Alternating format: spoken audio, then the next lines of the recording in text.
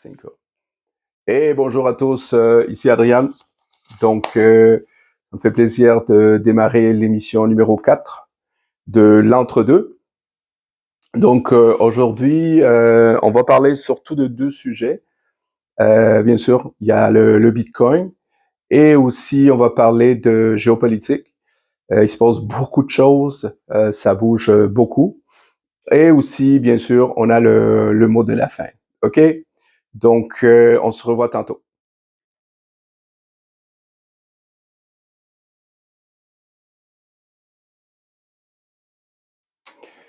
OK. Alors, rebonjour à tous. Et aujourd'hui, par rapport au Bitcoin, je tenais à vous expliquer trois tableaux que je considère hyper importants. C'est des statistiques, des études qui ont été faites, des projections aussi, pour que vous compreniez un peu le potentiel de ce que le Bitcoin représente et pourquoi il y a autant d'intérêt. Donc, le premier tableau va parler un peu de les spécificités de l'argent. C'est quoi qui fait que une monnaie, l'argent, elle est efficace. Ok, c'est quelque chose que vous devez comprendre. Ok, on va faire la comparaison entre le Bitcoin et l'or. D'accord?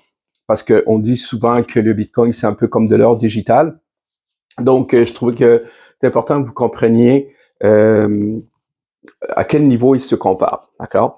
Dans le, dans le deuxième tableau, on va parler un peu qui va vous expliquer ce petit tableau-là, va vous expliquer un peu quelqu'un qui aurait acheté le Bitcoin depuis ses débuts. Vous savez, en 2008-2009, quand le Bitcoin valait 0,001 cent, même pas une scène, OK? Et puis, si cette personne-là l'aurait tout simplement gardé, OK? C'est sûr qu'au début, on pensait pas que le Bitcoin, la plupart des gens, faut être franc, là, on pensait pas que ça ça pouvait prendre une telle ampleur. Mais à travers les années, il y a eu des montées, des descentes, il y a eu des crises.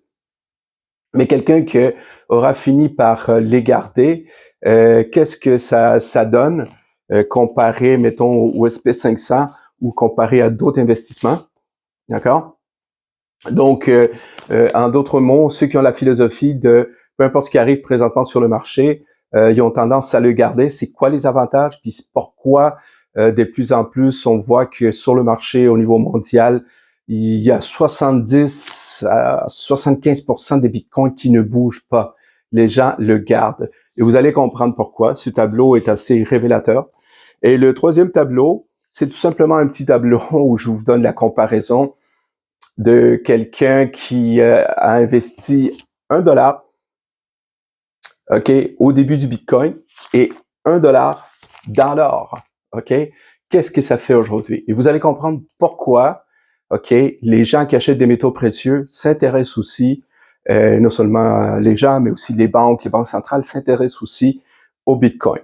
Donc, je vous fais un petit montage sur ces trois tableaux et on revient tantôt. Ok, donc voici le premier tableau que je voulais vous montrer en écoutant une émission sur Swan, Bitcoin Swan.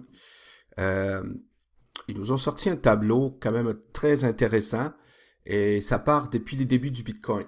Donc, je parle ici des gens qui auraient eu l'idée folle un peu de garder les Bitcoins depuis le début. D'accord? On parle ici du retour d'investissement que le Bitcoin a fait, juste le fait de le garder.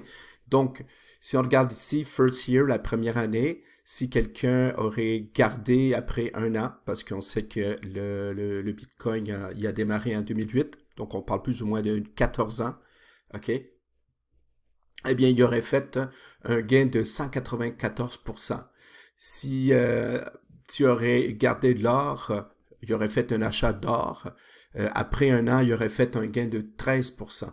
Et s'il aurait, il aurait acheté des actions, les actions du SP500, donc des 500 plus grosses business dans le monde, surtout aux États-Unis, OK, il aurait fait un gain de 32% après 1 an, ce qui est pas mal, mais 194% avec le Bitcoin. Bien sûr, dans ces années-là, on croyait plus ou moins à ça. Mais mettons que la personne a dit, ben écoute, Ça vient de passer de, je sais pas moi, de 0.001 à 0.02 au 0.3. Donc, il dit, je pense que je vais les garder. Deuxième année, le fait d'avoir gardé après 2 ans, il y aurait eu un gain de plus de 82% de gain avec la montée et la baisse. OK? Et la personne qui aurait gardé son or aurait eu un gain de 12%. D'accord? Et la personne qui aurait gardé ses actions du SP500, mais après 2 ans, il y aurait eu un gain de plus de 16%. OK? Donc, la troisième année, il y a eu une baisse dans le Bitcoin. Il y aurait eu un gain depuis 3 ans de 25% avec les montées, puis les descentes, les plus et les moins, les gains et les pertes. Quelqu'un qui aurait gardé son or, il y aurait eu un gain de 25% aussi. Et SP500, 32%. Après 4 ans, là, ça commence à bouger. Okay? Quelqu'un qui aurait, ça fait 4 ans qu'il garde ses bitcoins, il les a jamais vendus, il y aurait eu un gain de 1255%. OK? Quelqu'un qui aurait gardé son or aurait fait 42%.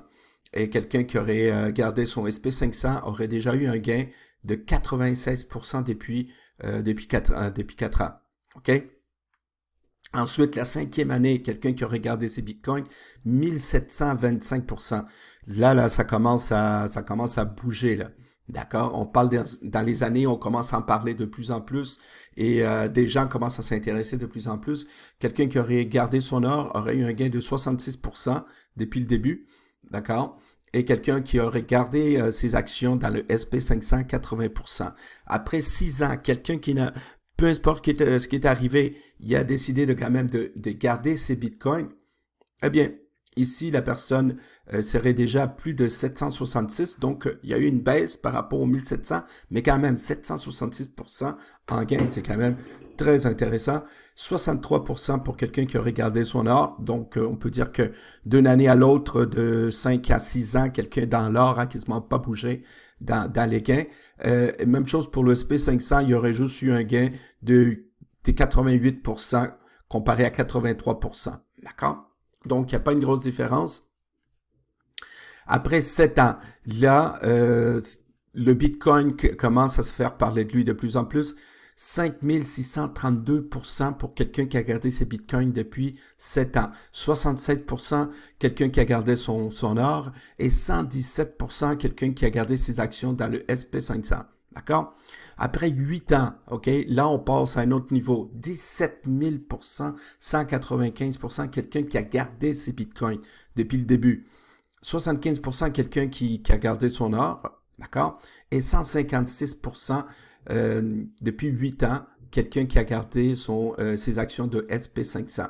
Après 9 ans, quelqu'un qui a gardé ses bitcoins, qui a décidé de ne pas les vendre, 24 844%, 87% pour l'or, 149% de gain seulement pour le SP500.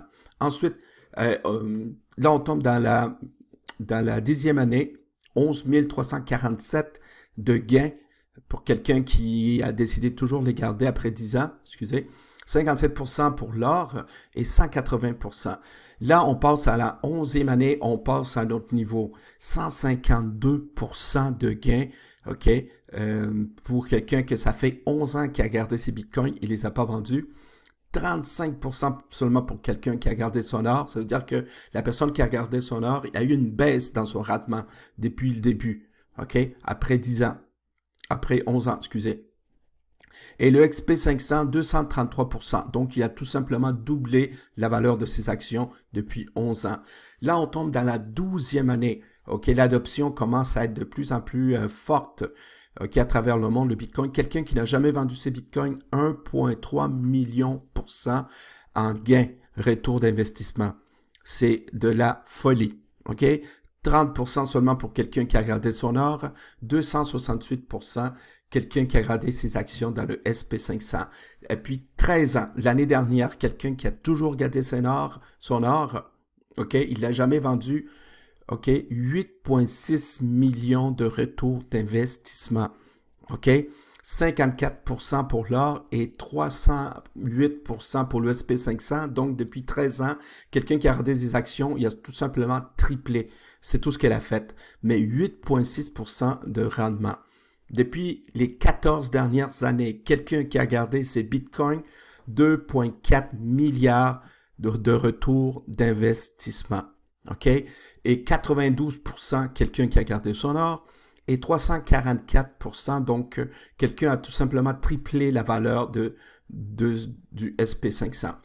Bien sûr, vous regardez ça, vous dites ça se peut pas, d'accord? Mais ce que j'essaie de vous dire ici, c'est sûr que beaucoup de gens qui ont acheté des bitcoins au début, ils en ont vendu beaucoup. Ils pensaient jamais que cette crypto-monnaie allait prendre de cette valeur-là. On appelle ça le syndrome de la pizza, parce qu'il y a quelqu'un qui s'est fait connaître, je pense qu'il avait vendu 152 000 bitcoins pour acheter une pizza, OK? Et aujourd'hui, le gars, il se fait encore poser la question, il rit, mais il doit rire jaune, parce que 150 000 bitcoins pour acheter une pizza, aujourd'hui, ça vaudrait des milliards, d'accord?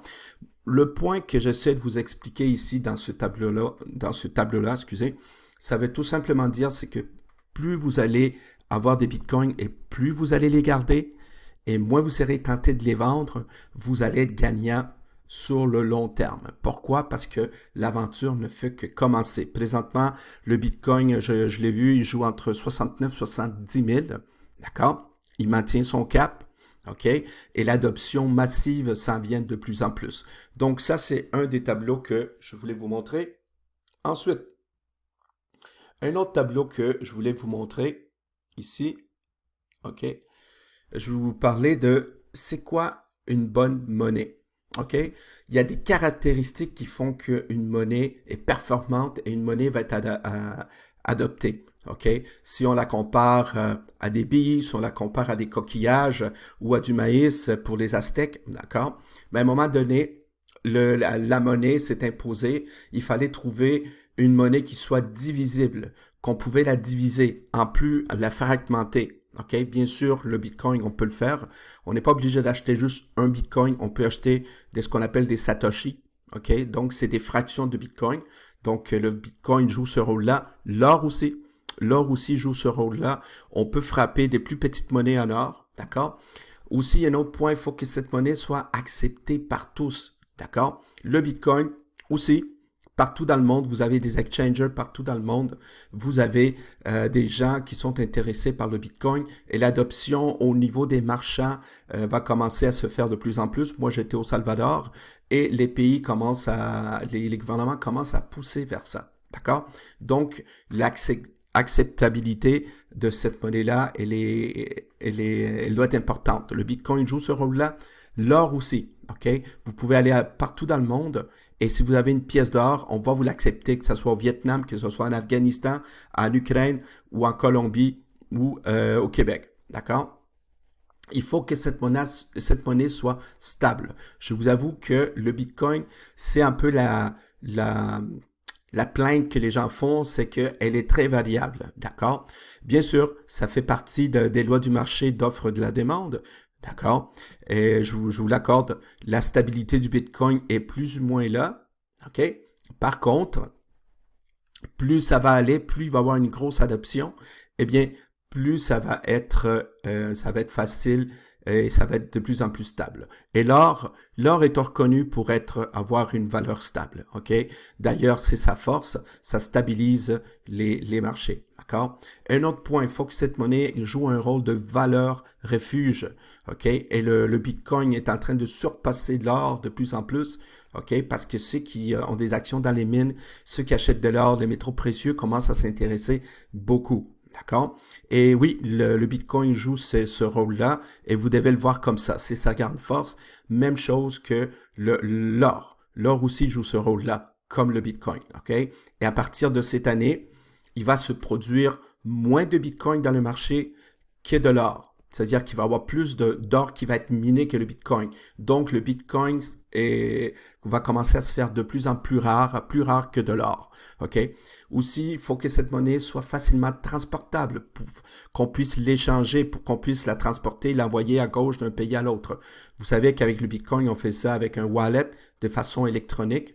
C'est pratiquement, ça dure quoi, 10, 15 minutes, transférer des 10 000, des 15 000, des 100 000 ou 1 million en fonds en Bitcoin, d'accord?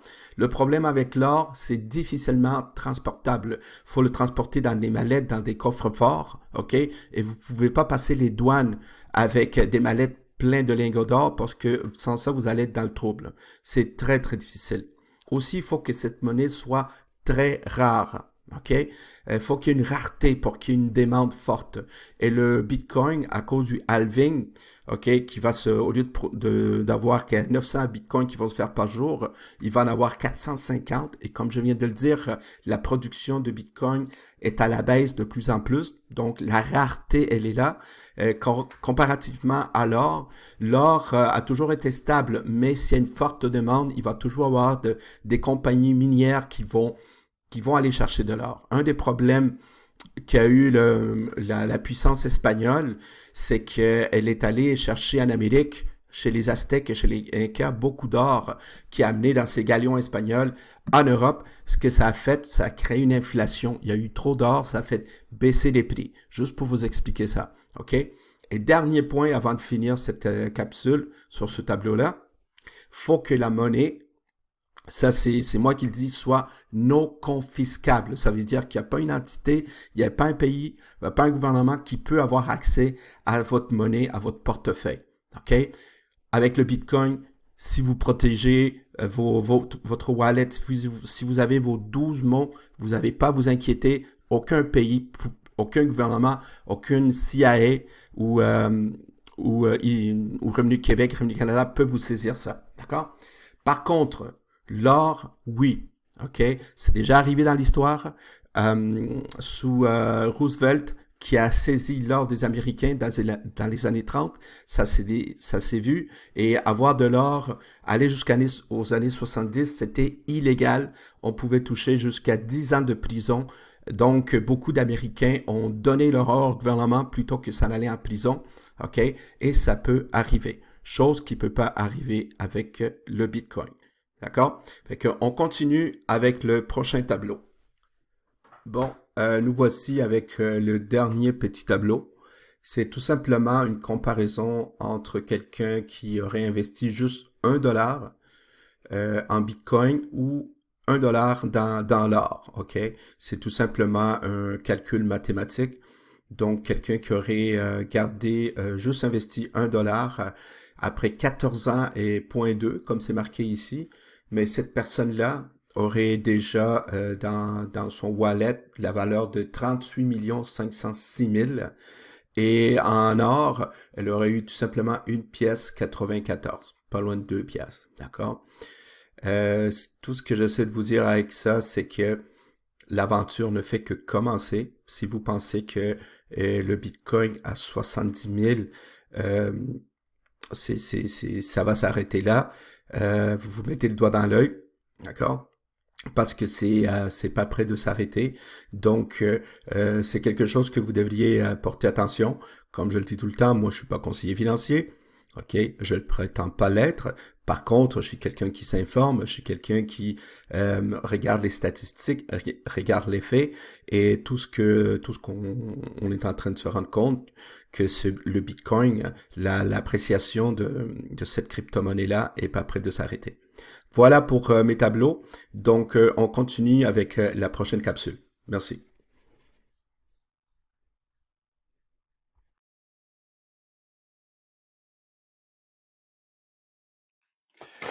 Ok, alors, rebonjour tout le monde. J'espère que vous avez bien apprécié la petite présentation sur les tableaux Bitcoin. Je trouve que c'est très révélateur. Donc, maintenant, on va passer à la rubrique, au segment plutôt, géopolitique. Et j'aimerais vous parler d'un article qui nous vient de Zero Edge. Euh, à travers mes blogs, vous allez m'entendre souvent parler de ce site web qui s'appelle Zero Edge. Et puis, pourquoi? Parce que c'est une référence, c'est devenu une référence. C'est Tyler Durden, qui se trouve être un gars de Toronto, un Canadien, si je me trompe pas. C'est un trader de Forex, de crypto, et un trader de Wall Street. qui a parti ce blog, ça va faire plus qu'une dizaine d'années, et c'est devenu une référence.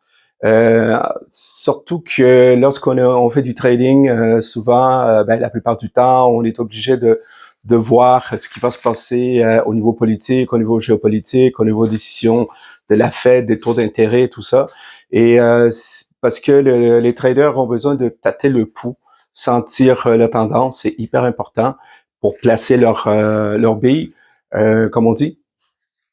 Mais c'est devenu plus que ça parce que, étant donné que c'est un site où maintenant il est consulté par des millions de personnes, c'est là qu'on va voir le matin. La première chose que moi je fais, c'est je vais voir qu'est-ce que Zero Hedge va dire sur la crypto-monnaie, sur un attentat, sur la politique américaine, sur la guerre en Ukraine.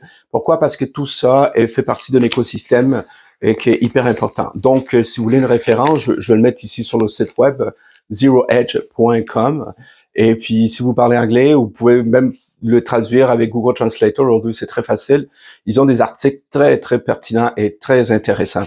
Il y a un des articles sur lequel je suis tombé, ça date du 20 mars, d'accord? Ça nous vient d'un général à la retraite polonais. Je vais mettre son nom, ça s'appelle Rachmun Andrzejczak. OK, je vais mettre son nom en dessous. C'est un ex-général de l'armée polonaise et c'est quelqu'un qui a quand même, on sait que la Pologne, c'est très proche de l'Ukraine. Donc, ils sont un peu sur le terrain, ils voient qu'est-ce qui se passe. Et selon lui, il estime que en Ukraine, il manquerait présentement 10 millions de personnes. Bon, 10 millions de personnes, ça inclut un peu les gens qui sont sortis du pays, d'accord, qui ont émigré en Europe, un peu partout, qui sont partis de là. Mais non seulement ça, mais selon lui, c'est aussi des gens qui sont manquants. Donc, ça inclut aussi une partie des gens qui sont décédés suite à la guerre en Ukraine. Et selon ses prédictions, en perte des vies humaines, selon lui, on doit la guerre en Ukraine, on doit les considérer non pas en milliers, mais en millions. On parle de plus en plus de 700, 800 000 morts. Selon lui, c'est 1 million et plus. OK? Keep counting. Donc, c'est vraiment, c'est vraiment une hécatombe pour le peuple ukrainien, pour décisions politiques, pour décisions de pression de l'OTAN et de l'Occident. Je vous l'ai déjà dit, ben c'est ça, on fait une guerre proxy, donc ça veut dire qu'on utilise les autres pour se battre. Oui, bien sûr, tu sais, on aimerait encourager l'Ukraine à se battre contre la Russie jusqu'à la dernière goutte de sang de chaque Ukrainien, c'est qui est, je considère ça inhumain puis injuste, d'accord? Donc, lui, il le dit carrément, il dit, le pays n'a pas les ressources, ok, ni l'infrastructure, et aussi, il n'y a plus de gens pour se battre, il n'y a plus personne. OK? Les gens en âge de se battre, il y en a plus. Donc, c'est pas compliqué. À un moment donné, faut faire face à cette réalité-là. Il dit, les Ukrainiens sont en train de perdre la guerre. On dit déjà qu'ils l'ont perdu. OK? Et c'est pour ça qu'on voit aussi des gestes un peu en panique. Dernier épisode, je vous avais parlé de Macron qui veut inciter à la guerre, mais c'est drôle parce que quand on leur dit de vraiment envoyer les troupes, ben là, oh attends, ça c'est une autre game parce que les guerres, ça se gagne pas par des embargos, les gains, ça se gagne pas juste avec des drones, ça prend des gens sur le terrain. C'est là que ça se passe, ok? C'est comme ça qu'on gagne les guerres, mais c'est pas tous les pays, puis il y a pas grand pays qui est prêt à sacrifier ses hommes pour ça. Donc il dit aussi que la moyenne d'âge des soldats est de 43 ans. C'est beaucoup. Quand on sait que la première, deuxième guerre mondiale, en général, c'est des jeunes de 18 ans et plus, entre 18 et 25 ans. Donc, ça fait une moyenne d'âge de 22, 23 ans. D'accord? Ça, c'est la moyenne d'âge normale. Mais 43 ans, ça veut tout simplement dire qu'il y a du monde de 40 ans, 50 ans et plus qui font partie du front.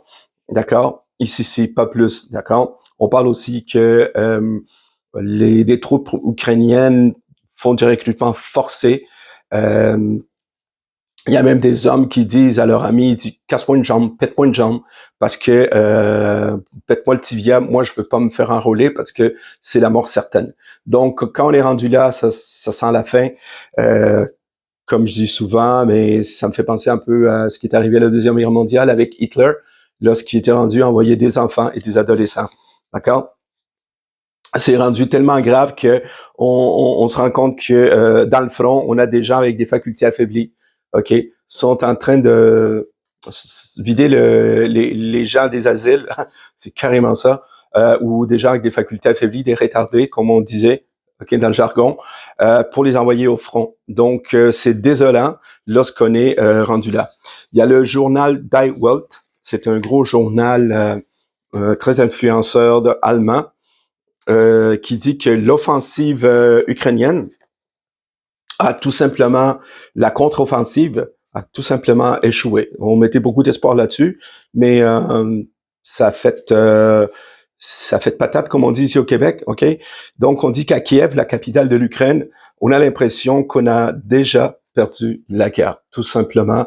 Et les gens sont en train le peuple ukrainien sont en train de se rendre compte que de plus en plus que tout ça n'a été que surtout beaucoup de propagande, beaucoup de faux espoirs. Et puis, on a beau envoyer des milliards de dollars à l'Ukraine, sont mal entraînés, ils n'ont pas les armes qu'il faut sur le terrain, les armes, ils n'ont pas assez de training, ils n'ont pas assez de formation, donc beaucoup de soldats, ils se rendent beaucoup plus facilement qu'avant parce qu'ils disent on s'en va vers une mort certaine. Donc on parle de plus en plus des gens qui sont en train de déserter et aussi des poches de résistance, même de révolte. Est-ce qu'on va avoir une guerre civile? Une révolution à l'interne en Ukraine, on ne sait pas, mais on sait que ça sent la fin et Poutine le sait.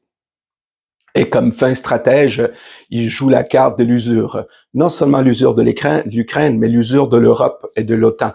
D'accord? Comme un broyeur qui roule tranquillement, mais certainement qui avance et qui avance et qui avance. D'accord? L'Europe a pris des décisions autosuicidaires au niveau économique. Les usines de l'Allemagne sont en train de se vider. Et puis, on sent de plus en plus la tension monter en Europe et aussi dans le reste de l'Occident, évidemment. Autre chose qu'on a su, et ça c'est très révélateur, c'est un peu le chat qui est sorti du sac. On sait maintenant que les compagnies comme Monsanto, BlackRock, je vous parle souvent de BlackRock, puis le Bitcoin, Vanguard, Blackstone, ok, ça c'est des méga fonds mutuels, Monsanto et Cargill aussi, c'est des très très méga entreprises américaines. Ils ont investi beaucoup en Ukraine, ok, et ils veulent pas perdre les investissements qu'ils ont faits, surtout dans les terres fertiles ukrainiennes. Les terres fertiles ukrainiennes sont reconnues mondialement comme une des terres noires les plus fertiles. On dit souvent que l'Ukraine, une partie de la Russie, c'est le grenier de l'Europe. C'est pas compliqué. Lors de la Deuxième Guerre mondiale, l'armée de Weimar allemande, lorsqu'elle avançait, mais ses soldats, il y avait d'ordre de ramasser, ok, des contenants pleins de terre noire, excusez, pour les ramener en Allemagne, parce que les Allemands savaient que cette terre était très fertile. Eh bien, maintenant, ces méga compagnies américaines, on sait maintenant pourquoi elles poussent à la guerre, parce qu'ils veulent pas perdre ça. Et on sait que la technique la plupart du temps, dans des pays un peu dépourvus de ressources financières, c'est de les endetter pour ensuite les exploiter, les spolier. D'accord? Donc, l'Ukraine c'est pas de la charité qu'on fait là, à l'Ukraine lorsqu'on envoie des milliards et des milliards et des trillions. C'est que cet argent-là, ils vont devoir la rembourser. Et comment ils vont la rembourser? Mais c'est tout simplement en signant un bail, ok, d'exploitation pour les compagnies américaines pendant 50 ou 100 ans, d'accord? Chose que le Québec a faite avec Alcoa, une compagnie américaine d'aluminium. Une bonne partie, avant que ça devienne Hydro-Québec, si vous ne le saviez pas, ça appartenait, ok, des grosses usines de barrage étaient américaines. Et ils avaient signé un pactole pendant 100 ans. D'accord? Donc, ça se fait. Et l'Ukraine n'est pas différent des autres pays. Donc, c'est un très gros enjeu. Maintenant, la question est, c'est que plus ça va, plus Poutine Maintenant, il a pris une bonne partie du territoire industriel de l'Ukraine. Il va prendre bientôt Odessa, qui se trouve être le port de mer, l'accès à la mer de l'Ukraine. Et là, c'est une fois que ça, s'ils n'ont plus accès à la mer, le pays est carrément est foutu d'une certaine façon. Et si en plus les Russes continuent à avancer, ils vont prendre ces terres arables. Donc, on peut déjà dire que l'Ukraine, c'est une partie perdue, d'accord? D'où la raison pourquoi les États-Unis sont en train de changer leur fusil d'épaule, parce qu'ils se rendent compte que ça tiendra pas la route. Et on les avait avertis. L'histoire les avait avertis. Napoléon s'est essayé. Hitler s'est essayé. L'OTAN s'est essayé. Ils vont tous finir avec le même résultat. Ils vont frapper un mur. OK? Un reality check, surtout pour l'Occident, nous inclus. C'est-à-dire, quand je dis nous, je parle de nos gouvernements. Ces décisions qui ont été prises et qui n'ont pas été réfléchies. D'où la raison pourquoi il est important de connaître l'histoire, vraiment connaître les faits et s'en tenir à la réalité, parce que la réalité, ça pardonne pas, d'accord? Et en parlant de réalité, on va parler maintenant de Donald Trump, le show Donald Trump. Après le Truman Show, il y a le Trump Show. D'accord. Vous savez que bientôt c'est les élections en novembre de cette année aux États-Unis. Eh bien, on se rend déjà compte que, bien sûr, les démocrates de Biden vont tout faire pour empêcher Trump de se faire réélire. D'accord. Et je voulais vous parler d'une poursuite qui a fait beaucoup les manchettes d'une procureure générale du nom de Letitia James. OK, si vous suivez plus ou moins l'économie, je veux dire les nouvelles américaines. Letitia James, c'est une procureure black américaine de New York qui a accusé Trump de surestimer son immobilier, d'accord, et qu'il aurait vendu à un prix qu'il n'aurait pas dû. Donc, elle appelle ça une fraude, carrément. Et elle a été, la poursuite était de, tenez-vous bien, pas loin de 500 millions, un demi-milliard, OK? On n'avait jamais vu ça dans l'histoire. Et elle disait tout le temps que ça n'a rien de personnel, ça n'a rien de politique, personne n'est au-dessus de la justice, mais on est en train de se rendre compte qu'il y a beaucoup de partis pris, et puis c'est en train de faire un backlash, OK, beaucoup à New York. Il y a eu la révolte des camionneurs qui livrent de moins en moins à New York pour se révolter contre ce sentiment d'injustice envers Donald Trump. Aussi, elle s'est faite huer par le New York Federal Fire Department, c'est-à-dire les pompiers de New York. Pendant un discours, ils l'ont hué. Et ce que ça a fait aussi, c'est qu'il y a un magnat des finances du nom de Kevin O'Leary. Kevin O'Leary, c'est un gros homme d'affaires canadien. Surtout, il y a une émission avec qui s'appelle Shark Tank. Il a fait une sortie en règle au réseau MSNBC pour NBC pour dire carrément, il dit oui, ok, mais le milieu des affaires, ils ont peur maintenant parce qu'ils disent on peut nous taxer, on peut nous imposer, on peut nous donner des amendes supposément sur des idéologies. Et ça fait que les hommes d'affaires, ils le disent, des hommes très, très riches, ils ont peur d'investir à New York. Et on voit, le mal est fait parce que non seulement à cause de ces règles-là, mais aussi à cause de l'immigration rampante, à cause des immigrants illégaux, à cause de la criminalité, ce qui fait que New York n'est plus ce que c'était. Les business sont en train de fermer, les business sont en train de quitter. Et c'est ça, les gros investisseurs dans le domaine immobilier sont très frileux. Ils pensent de plus en plus à la Floride, ils pensent de plus en plus à...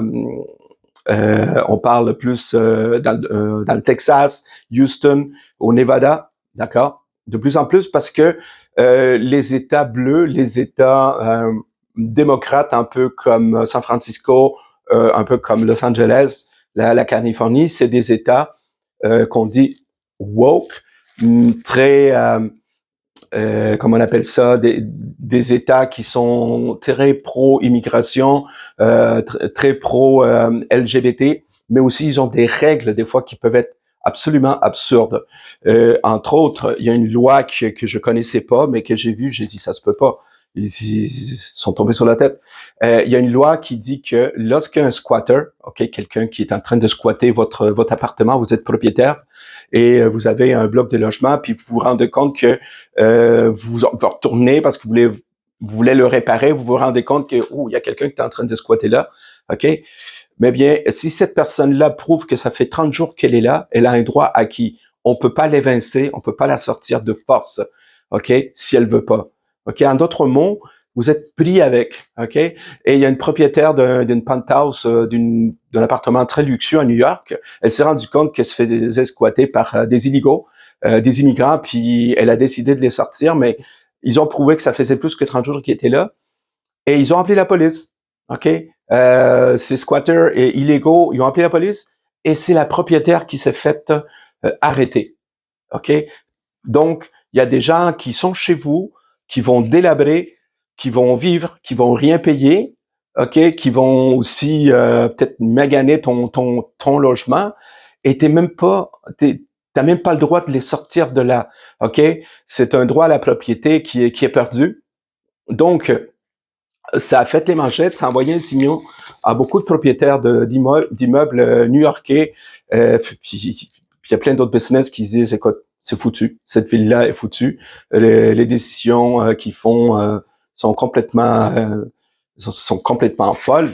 Donc ça me fait penser à j'ai un ami chilien qui a beaucoup de parenté au New Jersey et il me l'a dit, écoute, oui, nous on se rend compte que New York c'est plus ce que c'était. C'est rendu sale, c'est rendu plein d'immigrants, c'est rendu même dangereux. Et puis on sent que la sécurité n'est plus de ce que c'était. Et puis il m'a fait la remarque que lui a remarqué que dans certains endroits à Montréal, ok, on a un peu cet esprit-là, peut-être à plus petite échelle avec la mer Laplande, d'accord. Euh, Juste pour vous dire, mon fils travaille dans le domaine de la construction et l'année passée, il me disait qu'il était en train de rénover un building au centre-ville, puis il y avait 2 étages d'un hôtel qui était réservé aux itinérants, puis ils n'avaient pas le droit d'y toucher. OK? Ils payaient rien, mais ils étaient logés aux frais du propriétaire d'hôtel. Donc, ça vous montre un peu cette espèce de non-sens.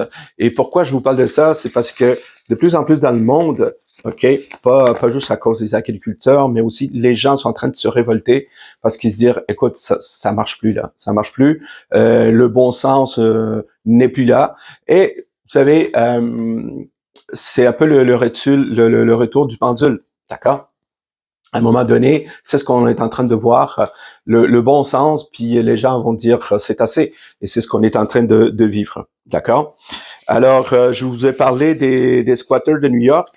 Donc, c'était le point que je voulais vous faire ressortir. Bien sûr, l'actualité présentement, il y a beaucoup d'informations. Et mon but ici, c'est vous donner des points principaux, puis pour vous donner un point de vue, OK, pour prendre un recul face à tout ce qui se passe.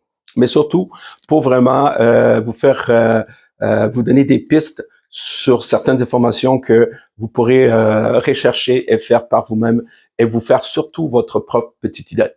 Donc, je vous reviens avec le mot de la fin. Merci. OK, alors, c'est le mot de la fin. Et le mot de la fin aujourd'hui, ça va être le temps.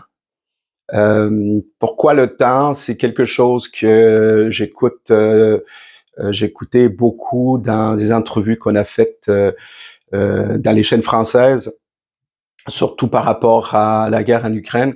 Et 2, 3 fois, c'est revenu un peu sur le sujet.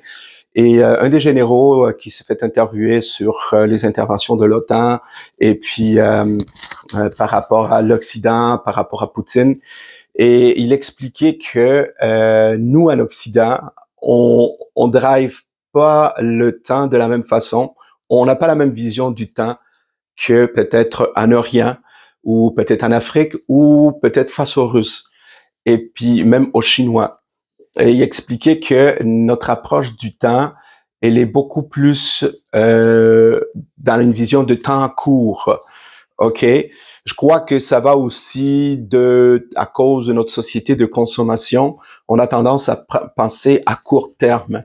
On a tendance à penser à notre semaine, puis on a hâte à la fin de semaine. On a tendance à penser, bon, mais cette année, dans quelques temps après ça, ça va être mes vacances. OK?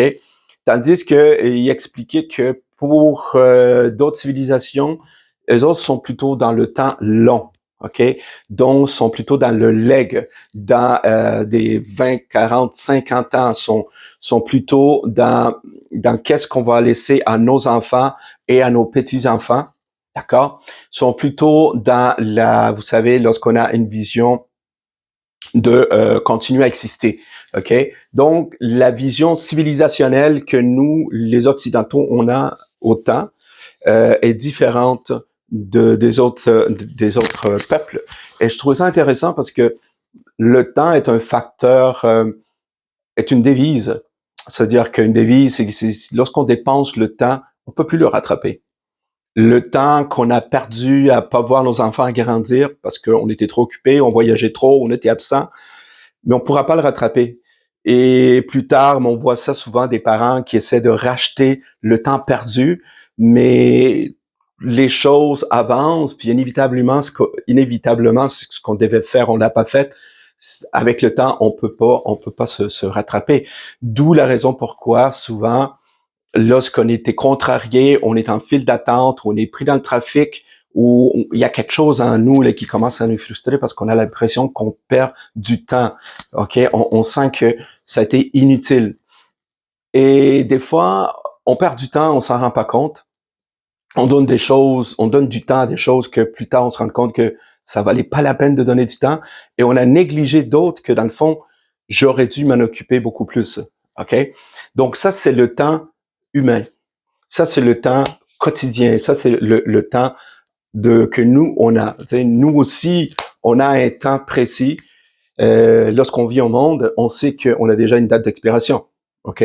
On sait qu'un jour, on va partir. Et entre les deux, mais il y a tout un parcours qui va se faire. D'accord? C'est inévitable. Tous les humains passent par là. D'accord? Ce qui fait que on dit souvent que la vie, c'est comme des saisons. Lorsqu'on arrive au monde, c'est un peu la naissance, c'est un peu le printemps, lorsqu'on commence à grandir. Et lorsque l'été arrive, on commence à être jeune adulte, on est vraiment pétant de santé, on est à notre 100% physiquement et on est dans la force de l'âge. On avance dans la vie, on commence à travailler, on commence à construire, à se bâtir. Et ensuite, plus tard, juste avant la retraite, ou dans le temps de la retraite. Mais arrive l'automne. L'automne, c'est plus, c'est la saison des récoltes. On ramasse ce qu'on a bâti dans notre, peut-être pas notre enfance, mais plus notre jeunesse en tant que jeune homme, d'accord. Donc on récolte et on vit de ce qu'on a bâti, autant intérieurement que au niveau de la prospérité extérieure, d'accord. Parce que on sait que après l'automne, c'est quoi? C'est l'hiver, ok? Donc, on s'en va vers la fin, ok? S'en va hiberner, ok? Pour la postérité, d'accord? Donc, il y a un temps pour chaque chose, ok? Ça, c'est les cycles de la vie, ok? Il y a des temps cycliques, ok? Vous savez comme moi que les saisons sont cycliques. L'automne arrive tout le temps après l'été. OK, il n'arrive jamais après l'hiver. OK, donc tout se suit, tout a un sens, tout a une logique, toute chose a un parcours logique. D'accord. Pourquoi je vous parle de ça, c'est que notre société, notre civilisation, notre système financier, notre système économique, eh bien, il suit un parcours, il suit un temps. Elle suit un cycle. Et ça, on peut pas s'en sortir, OK? On est vraiment en fin de richesse dans le sens que les baby boomers, cette génération-là qui a eu une explosion au niveau industriel, au niveau économique, au niveau liberté sociale, au niveau liberté sexuelle, OK? Mais aujourd'hui, ces baby boomers s'en vont vers l'hiver, OK? Cette génération s'en va tranquillement, elle va disparaître. Le problème, c'est que cette génération-là va emporter tout avec elle, dans le sens que il y a plus de il y a plus de, le taux de natalité n'est pas assez fort. Il y a plus de génération qui prend la relève. Quand je dis ça, c'est, on parle en sens général. Et souvent, on appelle ça un cycle de fin de civilisation. D'accord? Donc, la fin d'une boucle. Et un autre facteur qu'on le voit, c'est lorsque vous voyez nos gouvernements dans leur système financier, il y a plus de progrès, il y a plus de progrès, il y a plus comment je pourrais dire, de progression financière. Il y a plus de richesse qui se fait. Seulement, elle se fait sous une forme d'endettement. Ok. La dette ne crée pas de richesse. Elle ne pousse les gens qu'à s'endetter plus et créer de la consommation. Ok. Mais c'est une fausse richesse. Donc, on est en fin de cycle économique. C'est la raison pourquoi aussi que nos dollars et nos investissements perdent de la valeur parce que on est rendu dans une inflation galopante de plus en plus. Et c'est normal, le système monétaire ne dure pas plus que 30 à 50 ans. Et notre système monétaire à nous, il est basé sur celui des États-Unis. Et lorsqu'on voit leurs 35 trillions de dettes, et ils accumulent 1 trillion de dettes à chaque 100 jours, ils vont se rendre à 40 trillions, ça sera pas long, puis on sait qu'ils pourront pas rembourser leur dette. Donc, ça, c'est le temps cyclique, d'accord, du système monétaire, mais on n'a pas le choix, dans le sens que, pourquoi je vous en parle, parce que le système monétaire fait partie de tous les jours de nos choix de vie, ok, et on travaille pour gagner notre vie, mais lorsque on essaie de gagner notre vie, puis on se rend compte que c'est de plus en plus difficile, d'accord? Eh bien, on a l'impression que le temps s'accélère, j'en ai l'impression que les comptes arrivent plus vite et les taxes arrivent plus vite et tout ça, d'accord? Mais il n'y a pas que ça, ok? Il y a aussi des facteurs du temps que les anciens appelaient l'étang astral, d'accord? Parce que notre société, notre système religieux est basé beaucoup sur l'astrothéologie. Ok, on va dire les vraies choses. Et les astres font partie de notre vie, qu'on le veuille ou pas, que ça soit pour les jours de la semaine. Ok, lundi c'est la Lune, mardi c'est Mars, mercredi c'est Mercure, jeudi c'est Jupiter, vendredi c'est Vénus, samedi c'est Saturne et dimanche c'est le jour du Soleil. Ok, si vous le saviez pas, quand on parle de l'heure, on parle de Horus. Ok, le dieu mythique de l'Égypte ancienne. Ok, donc tout ça fait partie d'un temps. Ces astres-là, d'accord, font partie de notre temps et de notre époque. Et les signes zodiaques, ok, font partie aussi de cycles, ok, de l'humanité, d'accord. Nous, on est en train de vivre présentement la fin de l'ère du Poisson, Piscis, et on va rentrer dans l'ère du Verseau, ok. Et ça arrive au niveau astrologique lorsqu'il y a les mouvements des étoiles, d'accord? Ça arrive à peu près à chaque 2200 ans. Donc, si on recule 2200 ans en arrière, on arrive où? À la période primitive de ce qu'on appelait les gnostiques ou les chrétiens, d'accord? C'est devenu des chrétiens, la période du Christ. Hein. Et souvent, le christianisme, vous allez le voir, vous voyez ça dans un pare-choc de certaines voitures, vous avez le signe de poisson. C'est le signe des chrétiens. D'accord? Parce que c'était lié aussi au signe astrologique, cette croyance-là. Donc, avant ça, OK, la période qui était avant, c'était le culte du bélier. D'accord? Parce que on était à l'ère du bélier. OK? Le sage dans la montagne. OK? C'est de là qu'on appelle. En hindou, on appelle Brahma le sage de la montagne, d'où le nom Abraham, ok? Et d'où le sage est allé chercher les pierres des 10 commandements dans la montagne, ok? C'est pour ça que Moïse a pété une coche, parce que les gens étaient en train de célébrer non pas le bélier, mais le veau d'or. Le veau d'or qui représente le signe du taureau. Fait que Moïse a pété une coche, disait, hey, on n'est plus à l'ère du taureau, on est rendu à l'ère du bélier maintenant. D'accord? Donc, tout ça, c'est toutes des symboliques que vous allez retrouver dans la Bible. D'accord? Alors, pourquoi je vous parle de ça? C'est que aujourd'hui, on vit une époque On dit privilégié parce que non seulement le calendrier Maya nous parlait que tout allait concorder à notre époque, ok? Que ce soit le fin de civilisation, l'explosion au niveau technologique, l'explosion au niveau de la communication. D'accord. Et on sent qu'il y a des changements qui s'en viennent. Il y a des changements qui sont en train de se faire de plus en plus. Et je vous dirais que mon blog, c'est un peu dans l'air du temps. On va jouer un peu avec les mots. C'est un peu dans ce sens-là, c'est vous aider à prendre du recul et vraiment voir un coup d'œil de ce qui s'en vient. D'accord? Parce que plus on va s'informer, plus vous allez fouiller de l'information, mais plus vous allez vous préparer à ce qu'on est en train de vivre, que vous le vouliez ou pas. Il y a des gros changements qui vont se faire au niveau civilisationnel, ok, euh, au niveau, je dirais planétaire, d'accord. Il y a des changements qui sont en train de se faire, et lorsque on n'est pas préparé, on sent pas le sentiment d'urgence, on passe un peu à côté, d'accord. Donc, si vous avez l'impression que le temps s'accélère, c'est un peu normal, les événements se bousculent, tout simplement à cause de quelque chose qu'on appelle l'information. Et l'information voyage très, très, très, très vite. OK, maintenant. Donc, aujourd'hui, un pays pouvait leurrer une bonne partie de la population pour envoyer des masses et des masses de gens à la guerre.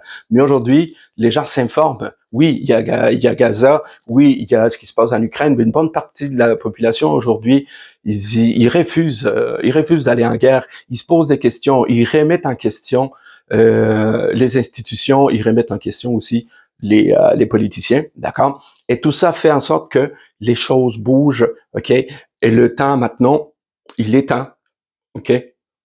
Il est temps maintenant que de vraiment prendre une pause et vraiment prendre du recul et vous informer et vraiment voir, essayer de comprendre ce qui s'en vient de plus en plus et vous ajuster, d'accord? Parce que le temps qu'on des années 80, des années 70, le temps des 30 années glorieuses où tout était beaucoup plus cool. On a compris les choses pour acquis, mais ce n'est plus ça. D'accord? Donc, c'est pour ça que je fais aussi ce bloc d'information-là. C'est pour vous porter à prendre du recul et vraiment, si vous pouvez le faire, si vous voulez le faire aussi, là, OK? Informez-vous. C'est la chose que je vous conseille le mieux. Et moi, de mon côté, je vais essayer d'amener des points le plus pertinents par rapport à ce que je vous ai déjà expliqué, que ce soit au niveau du Bitcoin, que je considère c'est quelque chose qui est en train de révolutionner, qui va révolutionner la façon de gérer notre système monétaire. Il y a aussi la géopolitique avec un gros segment qu'on voit venir de plus en plus, qu'on appelle les BRICS. Donc, l'Occident est en train d'être isolé de plus en plus. Donc, va falloir s'ajuster. OK, il va falloir voir ces choses-là. Donc, mon but de tout ça, c'est de vous donner cette information-là et ensuite, vous prenez, vous faites vos choix, bien sûr. OK, ça vous appartient. Donc, c'était le mot de la fin d'aujourd'hui. C'était le temps et je crois que maintenant il est temps de finir ce segment-là. Fait que, on se revoit à la semaine prochaine pour une autre émission, l'entre-deux. D'ici là, oubliez pas, ok, souscrivez-vous et partagez ce podcast si vous le trouvez hyper pertinent et intéressant. Ok, merci. Ciao tout le monde.